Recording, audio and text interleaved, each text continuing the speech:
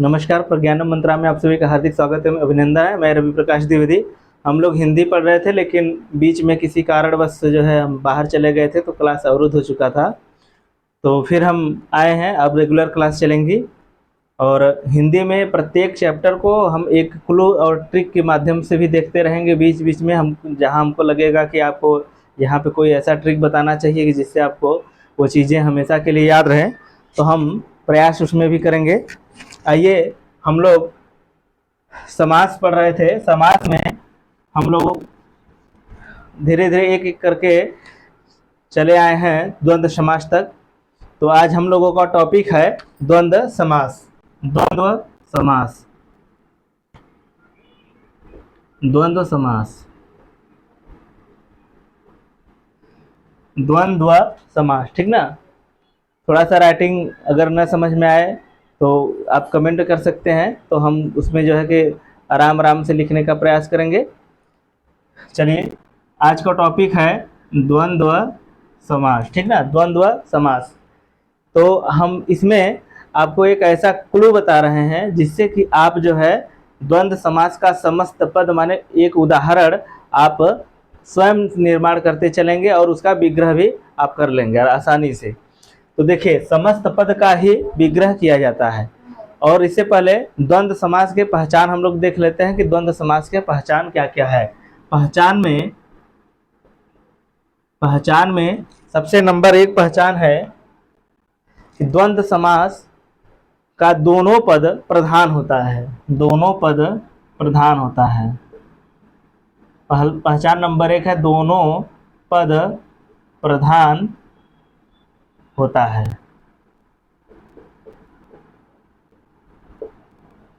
दोनों पद प्रधान होता है, ठीक ना। द्वंद्व समास का दोनों पद प्रधान होता है।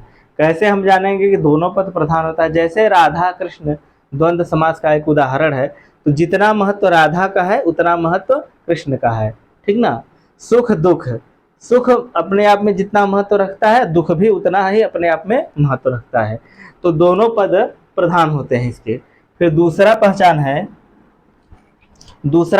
है कि समस्त पद का विग्रह करते समय, समस्त पद का विग्रह करते समय, विग्रह करते समय,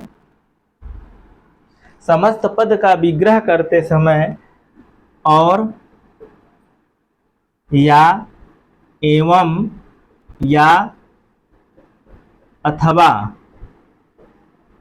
इन शब्दों का प्रयोग किया जाता है। अथवा का प्रयोग किया जाता है। तीसरा पहचान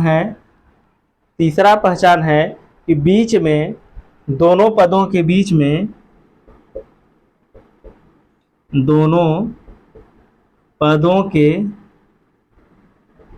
बीच में,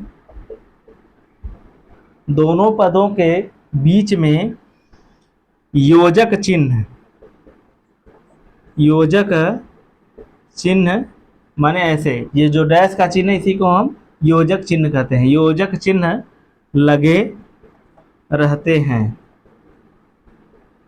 यह हमारा पहचान है। ये तीनों पहचान हम याद कर लेते हैं तो हमको पता चल जाता है कि यह द्वंद्व समास है। देखेंगे कि पहला आपको हम बता दिए कि दोनों पद प्रधान होता है। दूसरा बताया कि समस्त पद का विग्रह करते समय और, एवं, या, अथवा इत्यादि शब्द का प्रयोग किया गया रहता है। तीसरा पहचान हमने बताया कि दो शब्दों के बीच में, जैसे राधा कृष्ण के बीच में योजक चिन्ह लगा रहता है। लेकिन हम कुछ ऐसे उदाहरण भी आपको बताएंगे जिसमें कोई जरूरी ना हो कि योजक चिन्ह लगा रहेगा, तो फिर कैसे आप उसको द्वंद्व समास पहचानेंगे। और हम आपको एक ट्रिक बता रहे हैं कि विलोम शब्दों का निर्माण करके हम द्वंद्व समास का समस्त पद बनाएंगे और उनका विग्रह करेंगे। इसलिए अंत तक हमारे वीडियो में बने रहेंगे, जिससे कि आप कुछ ऐसे एग्जाम्पल्स भी आपके सामने आएगा जिसमें कि आप बीच में योजक चिन्ह नहीं रहेगा, फिर भी आप उसको कैसे हल करेंगे। तो आगे हम लोग चलते हैं। इसे पहले मिटा देते हैं, फिर उसके बाद आगे नया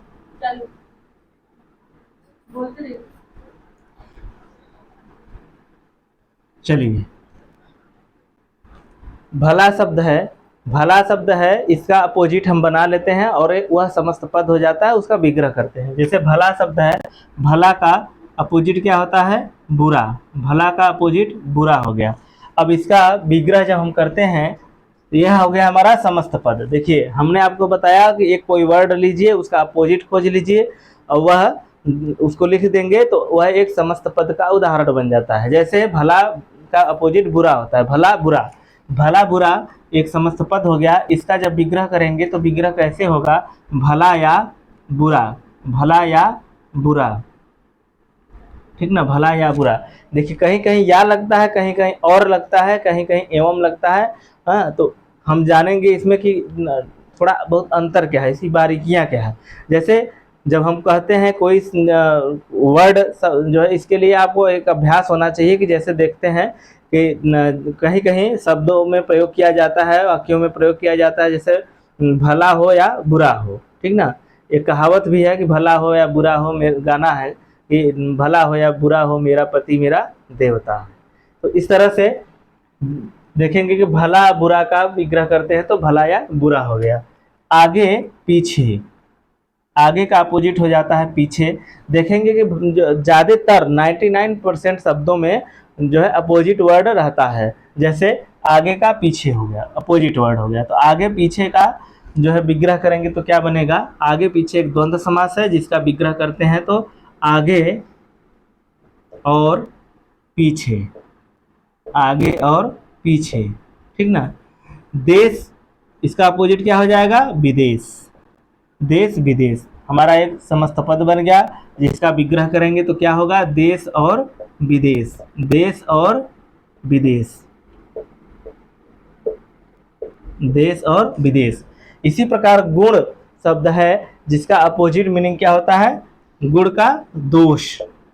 आप देख रहे हैं कि आपका दो टॉपिक तैयार हो जा रहा है, एक अपोजिट भी मीनिंग भी तैयार हो जा रही, माने विलोम शब्द हिंदी में, और द्वंद्व समास भी आप लोग पढ़ ले रहे हैं। तो गुण दोष, गुण दोष का विग्रह करेंगे तो गुण और दोष, गुण और दोष।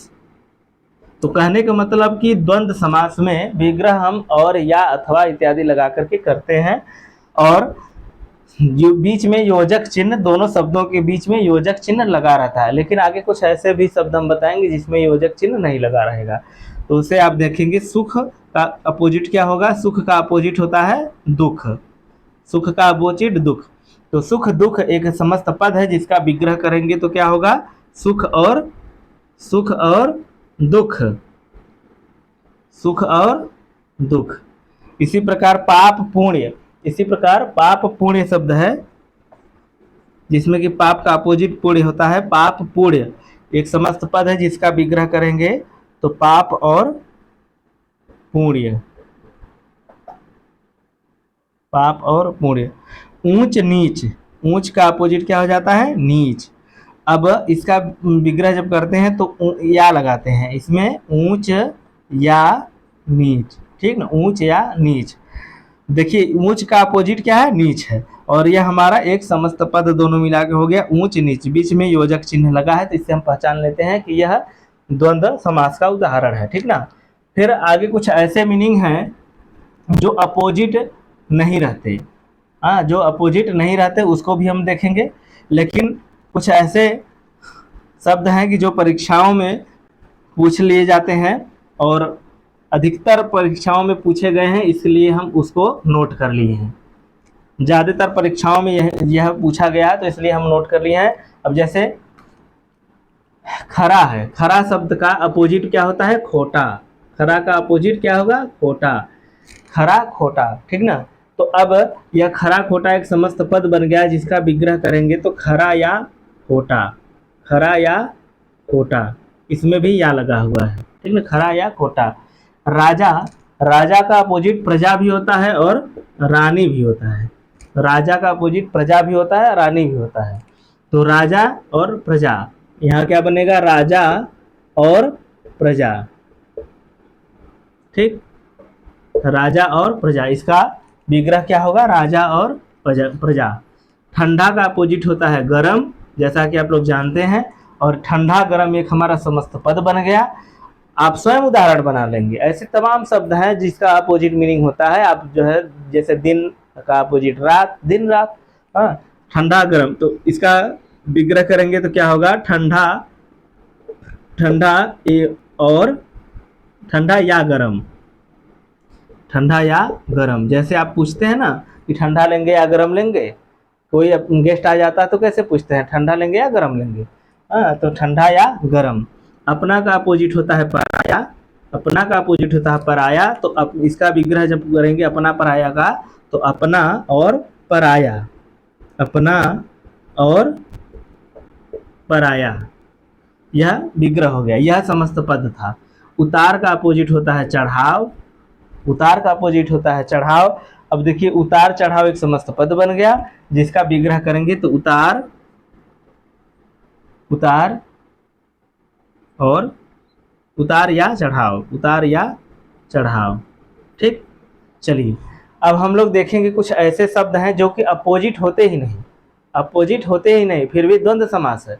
कोई जरूरी नहीं है कि सारे शब्द अपोजिट हो, ठीक ना। तो जैसे राधा कृष्ण, जैसे जैसे क्या है, राधा कृष्ण, ठीक ना। राधा कृष्ण का जब हम द्वंद्व समास बनाते हैं तो इसका विग्रह करेंगे, जैसे लिख दे रहा हूं मैं, राधा कृष्ण।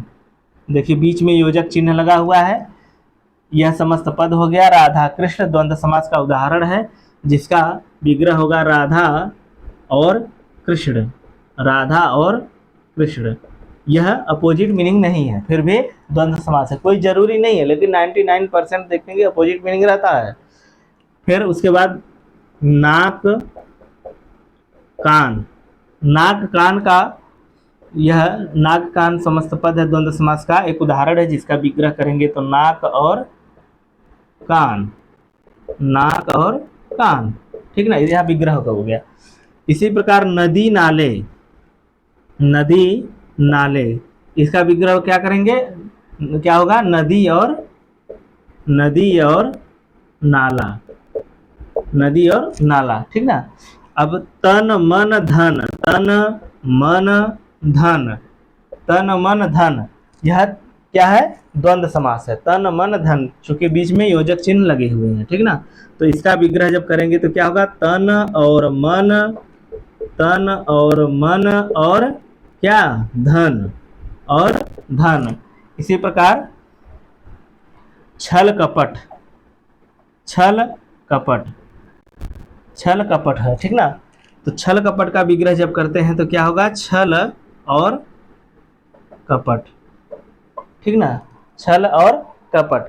कपड़ा लत्ता, कपड़ा लत्ता, ठीक ना, कपड़ा और लत्ता, इसका विग्रह क्या होगा, कपड़ा और लत्ता। तो इस प्रकार से हमने देखा कि कुछ ऐसे शब्द भी हैं जो अपोजिट नहीं होते हैं, फिर भी द्वंद्व समास होते हैं, ठीक ना।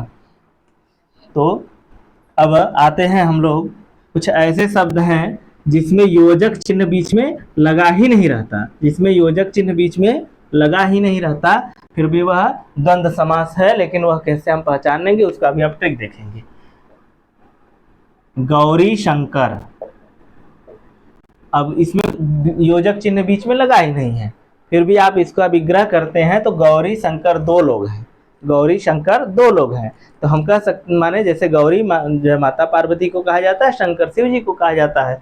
तो गौरी और शंकर, इसका विग्रह कैसे करते हैं, गौरी और शंकर। तो इससे पता चल जाता है कि यह द्वंद्व समास है। उसी प्रकार देवासुर, देवासुर है, इसमें भी बीच में योजक चिन्ह नहीं लगा है, लेकिन इसमें पता चलता है कि दो लोग की बात कही गई है, देव और असुर की बात कही गई है, देव और असुर की बात कही गई है, देव और असुर। तो माने यह द्वंद्व समास हो गया।